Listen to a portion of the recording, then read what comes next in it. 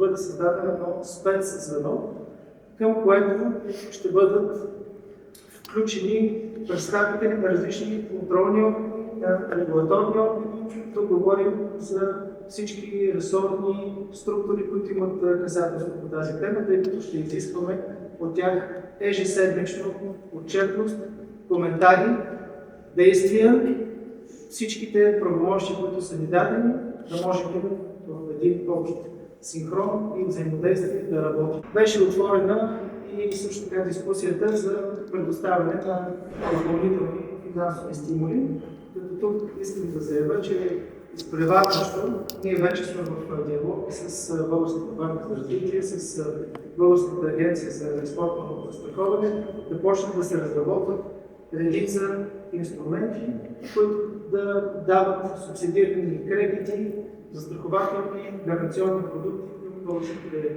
земеделци и производители, така че да възвърнем заедно славата на тези традиции. Искам да кажа категорично, че не сме в война нито с веригите, нито с търговците.